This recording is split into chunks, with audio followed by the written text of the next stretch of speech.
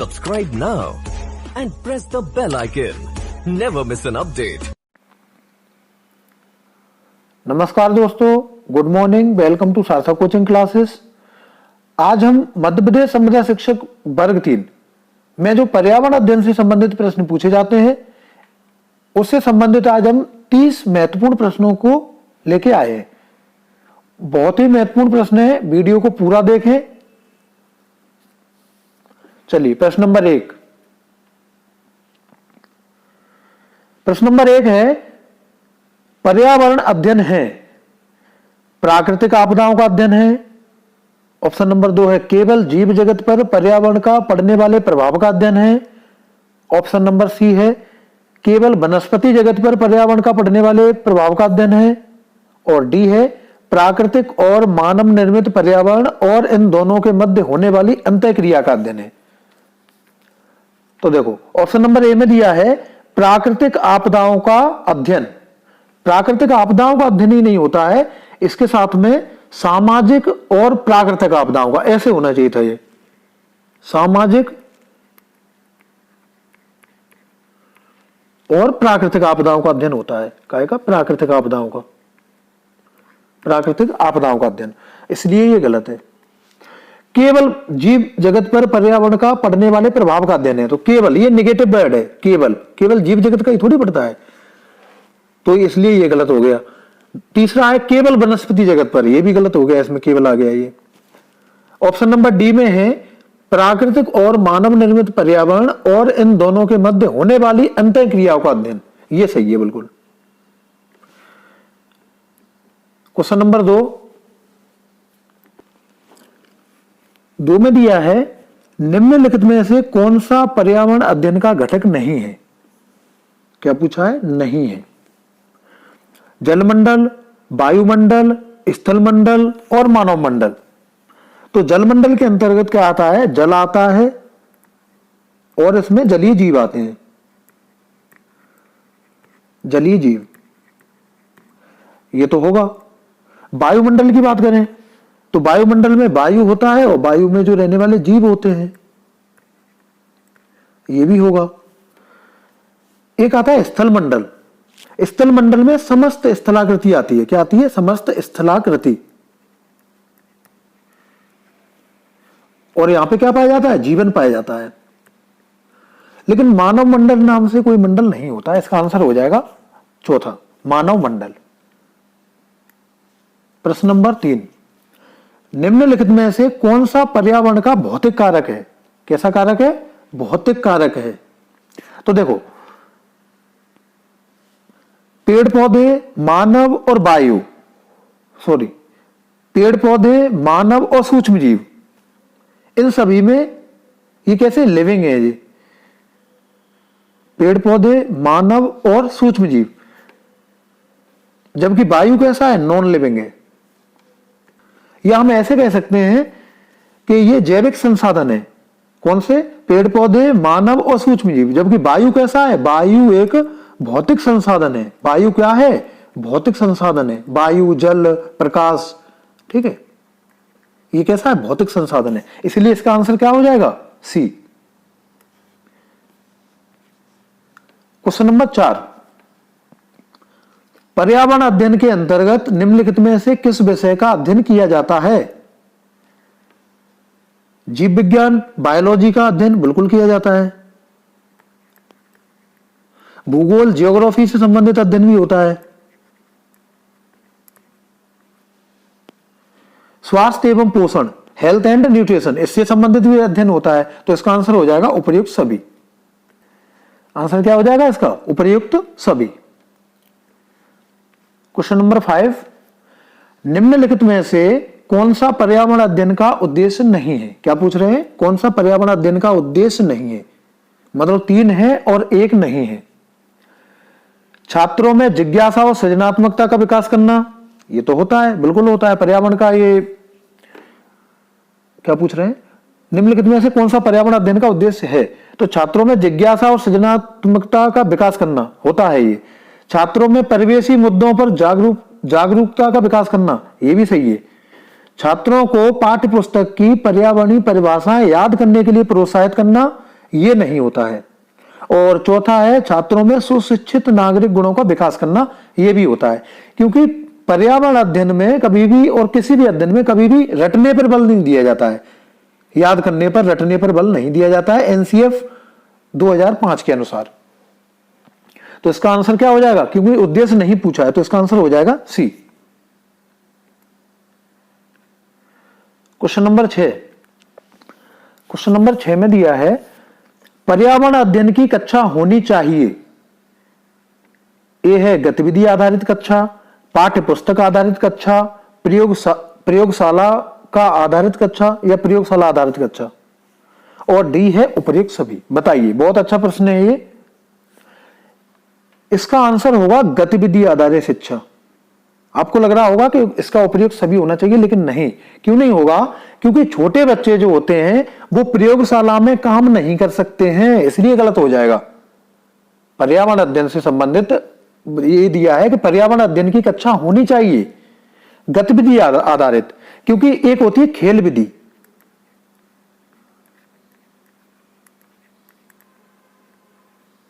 खेल विधि, इसमें गतिविधि आधारित शिक्षा पर बल दिया गया है सबसे ज्यादा। पाठ्य पुस्तक आधारित और प्रयोगशाला आधारित। अगर प्रश्न पूछा जाता कि उच्च माध्यमिक स्तर के विद्यार्थियों के लिए, तो आंसर हो जाता उपर्युक्त सभी, क्योंकि छोटे बच्चे प्रयोगशाला में काम नहीं कर सकते हैं, ना पाठ्य पुस्तक आधारित अध्ययन दिया जा सकता है उन्हें। आंसर क्या होगा इसका, गतिविधि आधारित कक्षा, खेल खेल में सिखाने का। क्वेश्चन नंबर 7, निम्नलिखित में से कौन सा पर्यावरण अध्ययन के संबंध में सही नहीं है? सही नहीं है, एक गलत है, बाकी 3 सही है। क्वेश्चन नंबर 7 है, निम्नलिखित में से कौन सा पर्यावरण अध्ययन के संबंध में सही नहीं है? ठीक, ऑप्शन नंबर ए है पर्यावरण छात्रों को अपने परिवेश को खोजने का अवसर देता है। बिल्कुल सही बात है ये। पर्यावरण अध्ययन की प्रकृति एकीकृत है, ये भी सही है। पर्यावरण अध्ययन विषय वस्तु के वर्णन पर बल देता है, यह गलत है। चौथा है पर्यावरण अध्ययन बाल केंद्रित अध्ययन है, बालक को ध्यान में रखते हुए अध्ययन करवाया जाता है, यह गलत क्यों है? देखिए, पर्यावरण अध्ययन विषय वस्तु के वर्णन पर बल देता है, विषय वस्तु के वर्णन नहीं। पर्यावरण में क्या होता है कि कम से कम शब्दों में ज्यादा से ज्यादा सिखाने पर बल दिया जाता है। क्या करा जाता है? कम से कम शब्दों में ज्यादा से ज्यादा सिखाने पर बल दिया जाता है पर्यावरण में, इसलिए इसका आंसर क्या हो जाएगा? सी। क्वेश्चन नंबर 8, पर्यावरण अध्ययन विषय के क्षेत्र के अंतर्गत निम्नलिखित बातें सम्मिष्ट हैं। कौन कौन सी बातें हैं इससे संबंधित? ए है यह मानवीय संबंधों का अध्ययन करता है, सही है, मानवीय संबंधों का अध्ययन होता है इसमें। मनुष्य के प्राकृतिक विज्ञान और ललित कलाओं का अध्ययन होता है, यह भी सही है। अंतरराष्ट्रीय संबंध और अंतर संस्कृति का भी अध्ययन होता है, यह भी सही है। इसका आंसर हो जाएगा उपर्युक्त सभी। आंसर क्या हो जाएगा? उपर्युक्त सभी। देखिए, ऑप्शन नंबर ए में दिया है मानवीय संबंधों का अध्ययन करता है। मानवीय संबंधों के अलावा इसमें सामाजिक अध्ययन की विषय वस्तु से संबंधित भी अध्ययन किया जाता है। किससे? सामाजिक अध्ययन, सामाजिक अध्ययन, ये सही है, मतलब जोड़ बता रहे हैं कि ये और मिलना चाहिए इसमें। इसका आंसर क्या हो जाएगा? उपर्युक्त सभी। क्वेश्चन नंबर 9 है पर्यावरण अध्ययन में मानवीय संबंधों का अध्ययन निम्नलिखित शीर्षकों के अंतर्गत किया जा सकता है। ऑप्शन ए है मनुष्यों का दूसरे लोगों से संबंध होता है, मनुष्य का विभिन्न संस्थाओं से संबंधित, स्कूल और भी जो संस्थाएं होती हैं उससे। सी है मानव तथा अन्य वस्तुओं का अध्ययन, यह भी होता है। तो आंसर क्या हो जाएगा इसका? उपर्युक्त सभी, क्योंकि मनुष्य का दूसरे लोगों से संबंध है, दूसरे लोग मतलब अन्य जीवों से भी इसका संबंध माना जाता है। बी में दिया है मनुष्य का विभिन्न संस्थाओं से संबंधित, मतलब सरकार, विद्यालय या सामाजिक संगठन। क्या? सरकार हो सकती है संस्था के रूप में, विद्यालय या सामाजिक संगठन। सामाजिक संगठन।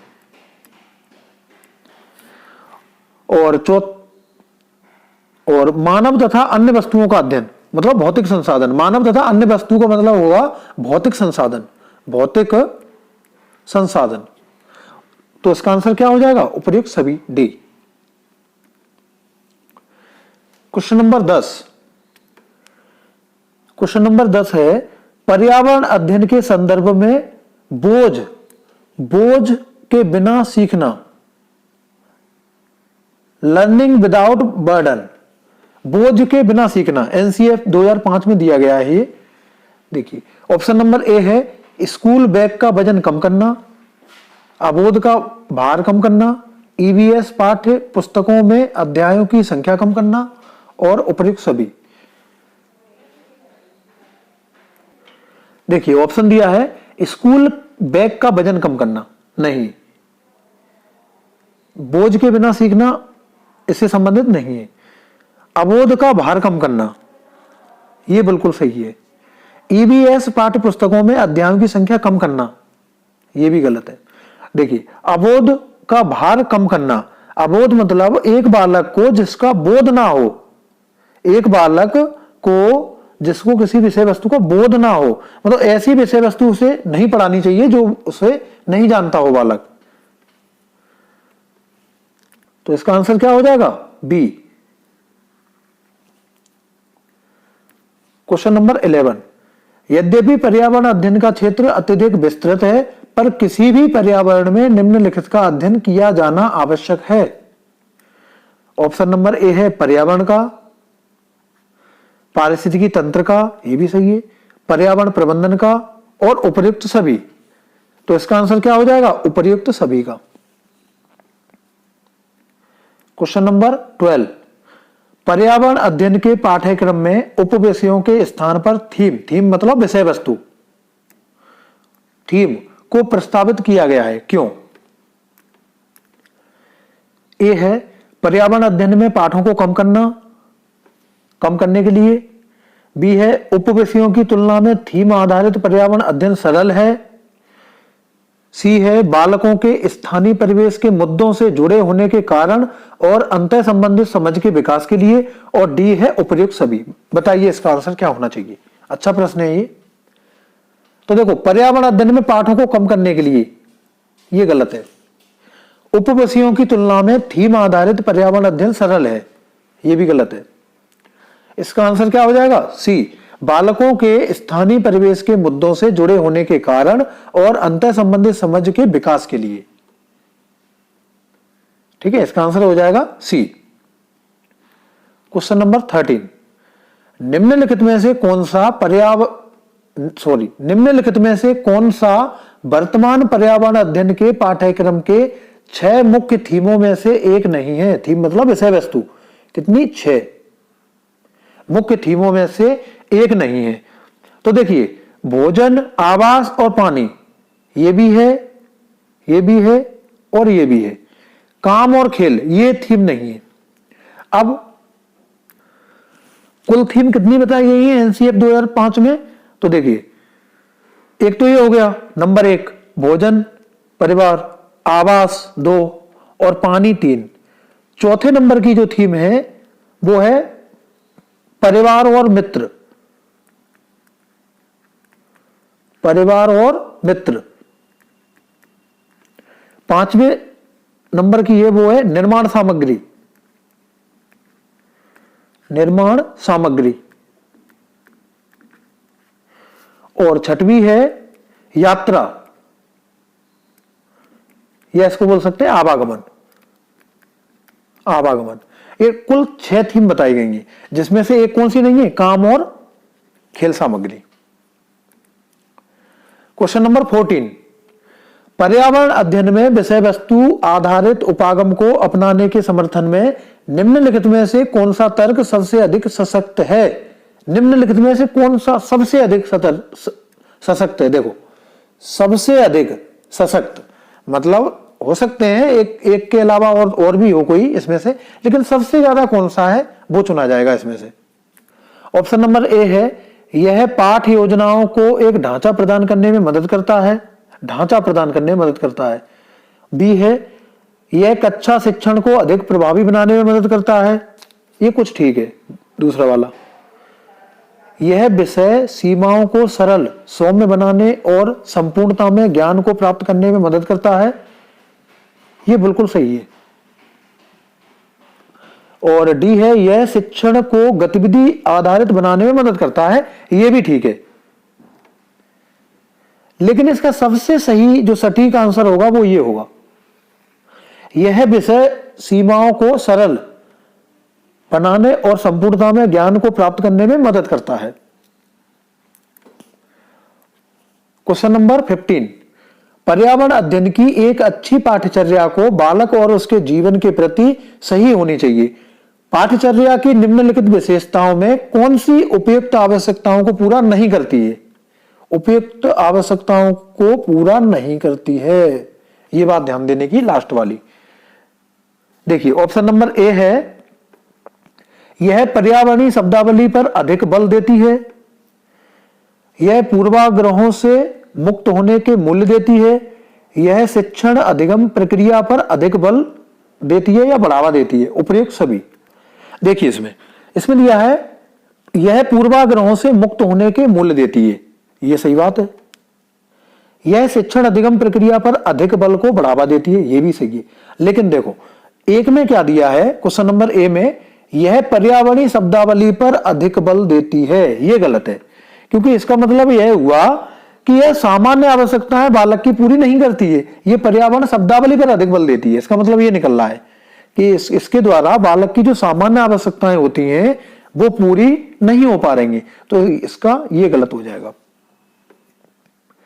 क्वेश्चन नंबर 16, पर्यावरण अध्ययन की पाठ्य पुस्तकों में कविताओं और कहानियों को शामिल करने का निम्नलिखित में से कौन सा उद्देश्य नहीं है? ऑप्शन नंबर ए है विद्यार्थियों में कल्पनाशीलता, सृजनात्मक योग्यता को बढ़ावा देना, ये तो होगा। विषय के प्रति रुचि का विकास करना, यह भी होगा। नित्य एवं एक रस विषय वस्तु में बदलाव करना, यह नहीं होगा।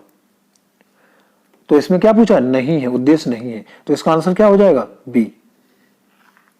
ठीक। क्वेश्चन नंबर 17, एनसीईआरटी की पाठ्य पुस्तकों में पर्यावरण अध्ययन को एनसीईआरटी की पाठ्य पुस्तकों में पर्यावरण अध्ययन को प्राथमिक स्थान दिया गया है। प्राथमिक स्तर पर कौन सा स्थान दिया गया है? अधिक संख्या में अभ्यास प्रश्नों को शामिल करने के लिए,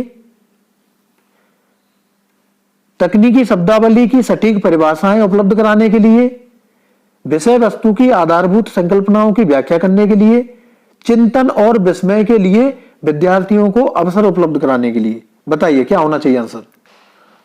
देखिए पहले प्रश्न में कुछ करेक्शन करते हैं। एनसीईआरटी की पाठ्य पुस्तकों में पर्यावरण अध्ययन को प्राथमिक स्तर पर स्थान दिया गया है। क्या स्थान दिया गया है?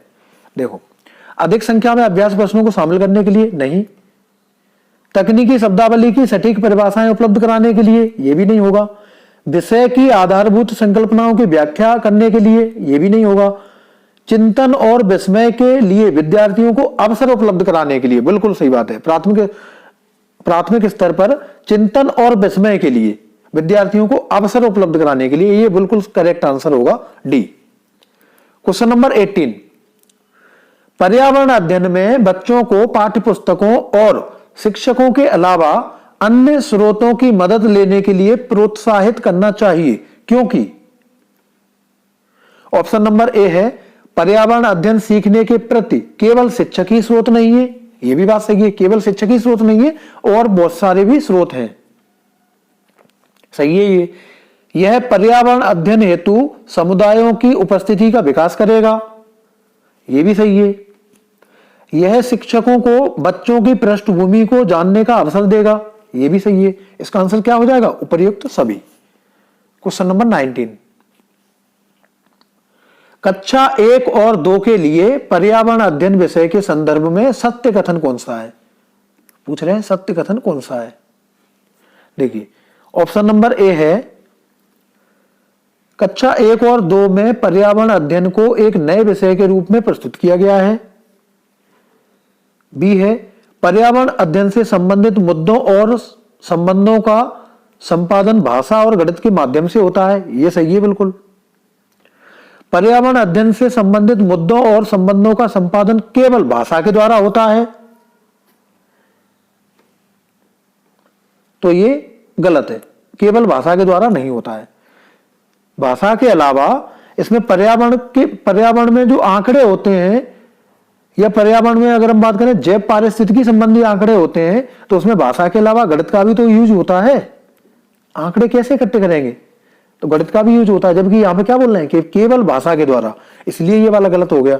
यहां दे रहे हैं कक्षा 1 और 2 में पर्यावरण अध्ययन को एक नए विषय के रूप में प्रस्तुत किया गया है, ये भी गलत है। एक नए विषय के रूप में नहीं किया गया, ये काफी पुराना सब्जेक्ट है, एक नया विषय नहीं है, ये काफी पुराना सब्जेक्ट है, इसलिए इसका सही आंसर क्या हो जाएगा, बी। पर्यावरण अध्ययन से संबंधित मुद्दों और संबंधों का संपादन भाषा और गणित के माध्यम से होता है, यह बिल्कुल सटीक आंसर है इसका। क्वेश्चन नंबर 20,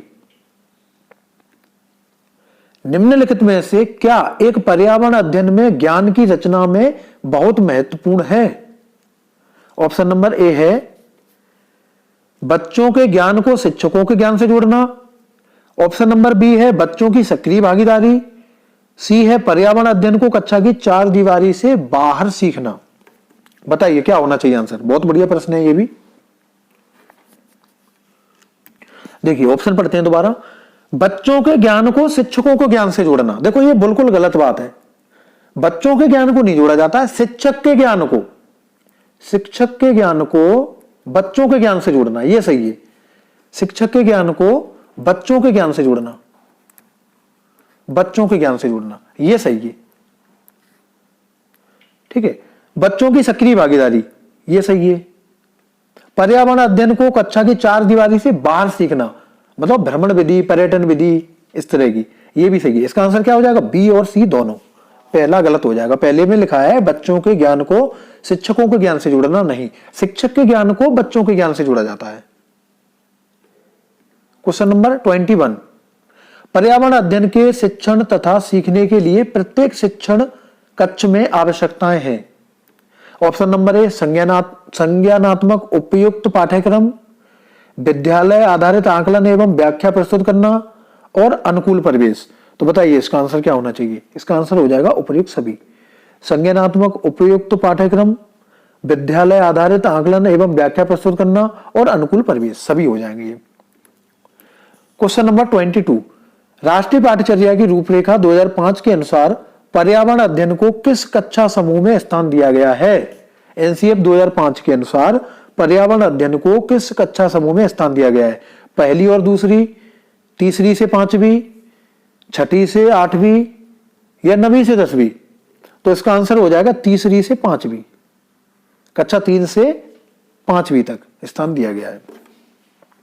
क्वेश्चन नंबर 23, पर्यावरण अध्ययन पाठ्यक्रम बच्चों की समग्र शिक्षा का कारण बन सकता है यदि वह है।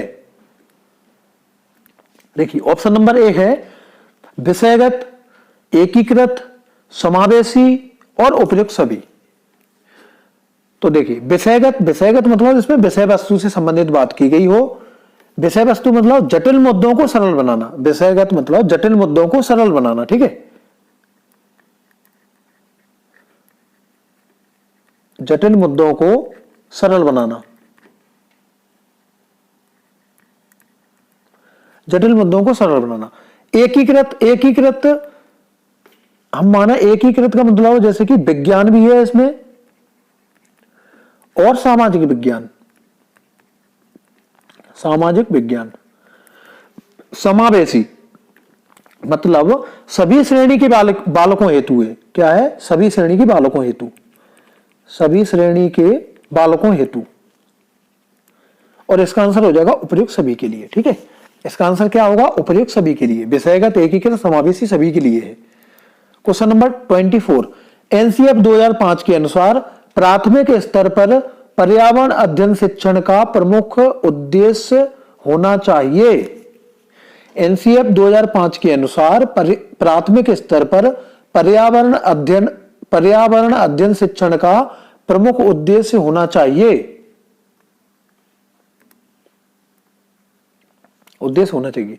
ऑप्शन नंबर ए है संकल्पनाओं की आधारभूत समझ का विकास, विषय के आधारभूत सिद्धांतों को जानना व स्मरण करना, कक्षीय अधिगम को विद्यालय के बाहर के जीवन से जोड़ना और स्वतंत्र रूप से प्रयोग करने की कुशलता अर्जित करना।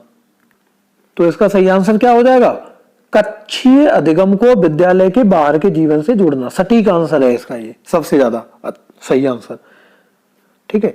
एनसीएफ 2005, एनसीएफ 2005 इसमें बच्चों को शिक्षा देने से संबंधित क्या वर्णन किया गया है? पहली बात तो शिक्षा कैसी होनी चाहिए? दंड मुक्त। कैसी? दंड मुक्त। रटंत शिक्षा नहीं होनी चाहिए। बाह्य वातावरण से जोड़ के पढ़ाया जाए बच्चे को। किससे? बाहरी वातावरण से जोड़ के पढ़ाया जाए बच्चों को। और चौथा है नागरिक, सुनागरिक बनाना। कैसा? सुनागरिक बनाना। और पांचवा है मूल्यांकन प्रणाली को सरल बनाना। ठीक है। तो ये एनसीएफ 2005 में जो बात कही गई है उसमें से एक कथन है ये वाला, कक्षीय अधिगम को विद्यालय के बाहर के जीवन से जोड़ना। कौन कौन सी बात कही गई है? कि बच्चे को दंड मुक्त शिक्षा दी जाए या दंड मुक्त वातावरण क्रिएट किया जाए। रटंत शिक्षा नहीं होनी चाहिए। बाह्य वातावरण से जोड़ के शिक्षा को पढ़ाया जाए। सुनागरिक बनाना, शिक्षा का उद्देश्य क्या है? सुनागरिक बनाना। और मूल्यांकन प्रणाली को सरल बनाना।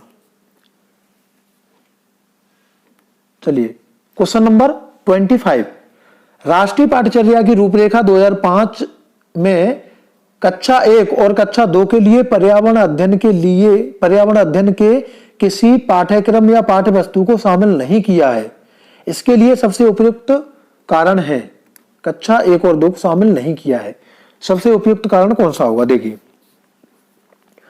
पाठ्यक्रम का भार कम करने के लिए नहीं, कक्षा 1 और 2 के विद्यार्थियों को स्पष्ट लिखना पढ़ना नहीं आता है, यह भी गलत है।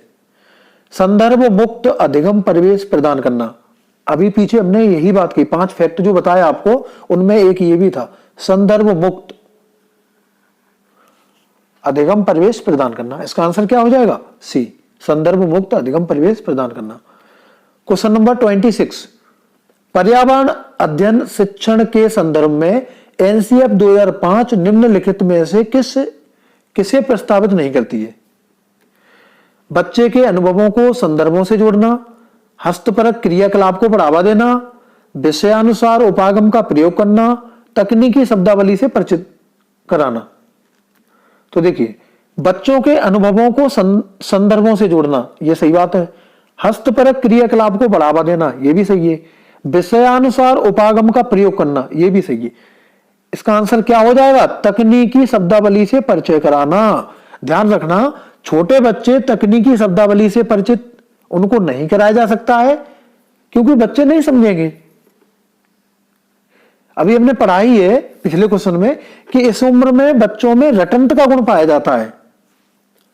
ठीक है, तो इसका आंसर क्या हो जाएगा? डी, तकनीकी शब्दावली से परिचित उन्हें नहीं कराया जा सकता है।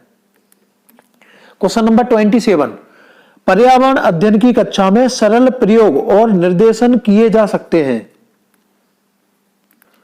ऑप्शन नंबर ए है कक्षा में अनुशासन सुनिश्चित करने के लिए, बच्चों द्वारा पूछे गए प्रश्नों पर आधारित विचारों पर चर्चा करने के लिए, बच्चों को स्वयं सीखने के योग्य बनाने और अवलोकन कौशलों का विकास करने के लिए, अनुकरण करने के लिए। इसका सबसे सटीक आंसर होगा सी, बच्चों को स्वयं सीखने के योग्य बनाने और अवलोकन कौशलों का विकास करने के लिए। चलिए क्वेश्चन नंबर 28, ईवीएस कक्षा में समूह में सीखने का उद्देश्य है। ईवीएस कक्षा में समूह में सीखने का उद्देश्य क्या है? ऑप्शन नंबर ए है छात्रों को आसानी से प्रतिबंधित करना और वर्कलोड को कम करना। बी है सहयोग और मूल्यों को लागू करने और एक साथ काम करने के लिए प्रत्येक बच्चे को सक्रिय रूप से भाग लेने और सीखने में सक्षम बनाना। और सी है लड़के और लड़कियां अलग अलग सीख सकते हैं। बताइए इसका आंसर क्या होना चाहिए? तो लड़के और लड़कियां अलग अलग सीख सकते हैं, बिल्कुल गलत बात है ये। छात्रों को आसानी से प्रतिबंधित करना और वर्कलोड कम करना, यह भी गलत है। इसका आंसर क्या हो जाएगा? बी। सहयोग और मूल्यों को लागू करने और एक साथ काम करने के लिए प्रत्येक बच्चे को सक्रिय रूप से भाग लेने और सीखने में सक्षम बनाना। क्वेश्चन नंबर 29, पर्यावरण अध्ययन की कक्षा में छात्रों के अनुभवों को महत्व देना चाहिए। क्यों देना चाहिए बताइए? इससे अभिव्यक्ति के कौशल का विकास होता है, सही बात है। बच्चों को अपनी बात बताने में आनंद आता है, यह भी सही है। विषय को बच्चों के अनुभवों से जोड़ने पर सीखने की प्रक्रिया को बढ़ावा मिलता है, यह भी सही है। इसका आंसर क्या हो जाएगा? उपर्युक्त सभी। क्वेश्चन नंबर 30, प्राथमिक स्तर ईबीएस की पढ़ाई का एक मुख्य उद्देश्य है। प्राथमिक स्तर पर ईबीएस की पढ़ाई का एक मुख्य उद्देश्य क्या है? देखिए, ऑप्शन नंबर ए है विषय की मूल अवधारणाओं की गहन समझ विकसित करना, कक्षा की पढ़ाई को विद्यालय के बाहरी जीवन से संबंधित करने में सहायता करना, और ऑप्शन नंबर सी है हस्तक्षेप क्रियाकलापों को करने की कौशल अर्जित करना, और डी है अगली कक्षा के अध्ययन के लिए विद्यार्थियों को तैयार करना। ध्यान रखना, हमने पढ़ा है अभी एनसीएफ 2005 में 5 फैक्ट कहे गए, उनमें से एक ये बात कही गई है, कक्षा की पढ़ाई को विद्यालय के बाहरी जीवन से जोड़ना, चार दीवारी से बाहर। ये तो इसका आंसर क्या हो जाएगा? बी। कक्षा की पढ़ाई को विद्यालय के बाहरी जीवन से संबंधित करने में सहायता करना। ठीक है, हमने 30 प्रश्नों को अच्छे से सॉल्व किया है। आपको वीडियो कैसी लगी, ठीक है, आप कमेंट के रूप में बता सकते हैं। थैंक यू फॉर वॉचिंग सार्थक कोचिंग क्लासेस।